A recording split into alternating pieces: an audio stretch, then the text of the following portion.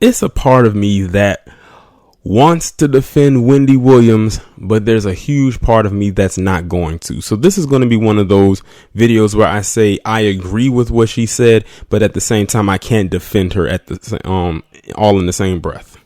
Now, in case y'all haven't heard, Wendy Williams has come under fire, and I do mean fire like probably none before. And we know because this woman has said a lot of controversial things in the past. But basically what happened is on her show, she was doing her little hot topic segment, and she was talking about men in the G class at the Alphabet Academy. And she was just basically saying how she doesn't like when she sees men wearing dresses, and she doesn't agree with that. If they're going to be that way, then just be that way and just stop wearing the dresses and stop trying to be a woman and things of that nature. That part I do agree with her on. Like, a lot of the people who are in that academy take it to the extreme. And that's basically what she was saying. And that's all I agree with her on. Now, of course, with what she said, she got a lot of pushback. And I'm not surprised that she did. And this is the part where I say that she should have been careful, because Wendy Williams, a percentage of her viewing audience are members of the Alphabet Academy, whether they are in the L class or the G class, the B class, and most definitely the T class.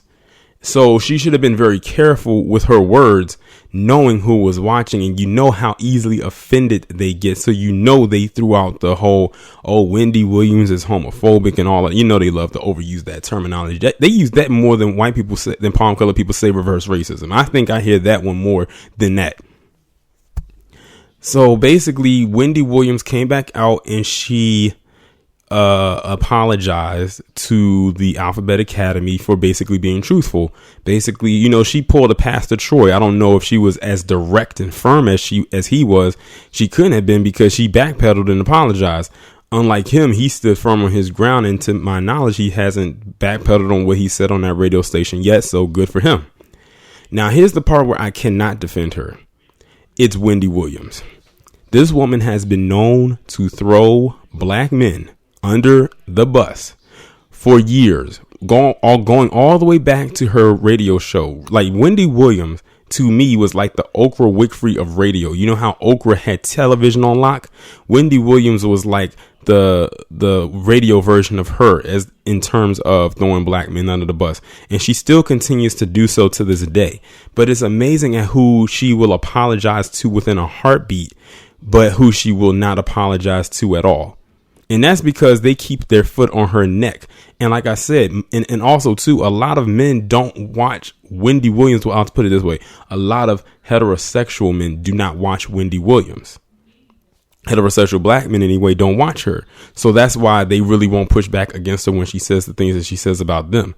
But like I said, she has a huge Alphabet Academy audience that watches her every day, even goes to her shows. So when she said that, she was literally treading on thin ice. And when she said that, I said, yeah, they're going to come after her. I knew it. I knew they was going to come after her. And you didn't even have to be a betting individual. You would have won that bet easily. If someone said how much you want to bet they're going to come after her, you could have put $1,000 on there and you would have won your money back. And probably then some. So I will say that she was right in calling out that behavior, but I can't defend her because she's been known to throw black men under the bus for so long. So I can't really come to her defense. That's going to have to be her own cross to bear. And if they forgive her, they forgive her. And if they don't, they don't, because, you know, that's a hard crowd to please.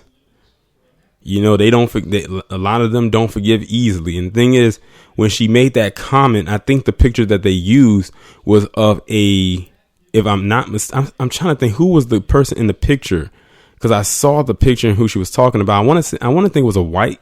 I want to say it was a palm colored man wearing some kind of light pink design dress or something like that. It was like a skirt. I don't know what it was.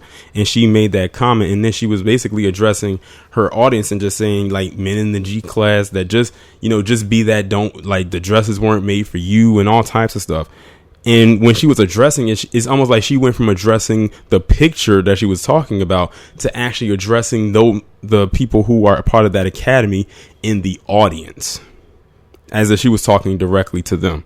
And of course, they got easily offended and they felt some kind of way. And now they're coming at her neck. And like I said, I can't defend her because of the stuff she has said about black men. And she has not been made to apologize for that yet. But she has been forced to apologize to them. And I know why, because like I said, they are a huge part of her viewing audience. So it is what it is.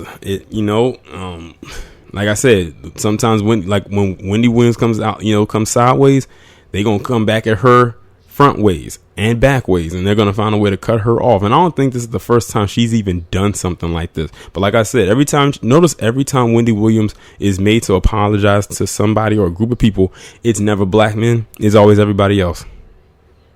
That lets you know what she thinks of us. But that's fine, because we know what her former black man thought of her. Cheating on her with a whole nother woman that lived not too far from where they were and got her pregnant. So we know what her black man thought of her, and he was living under the same roof with her and had a black son with her. So there's that. And that's probably I can't say that's where all the vitriol is coming up from, because she's had that vitriol with black men even while married to a black man. So it's a weird dynamic.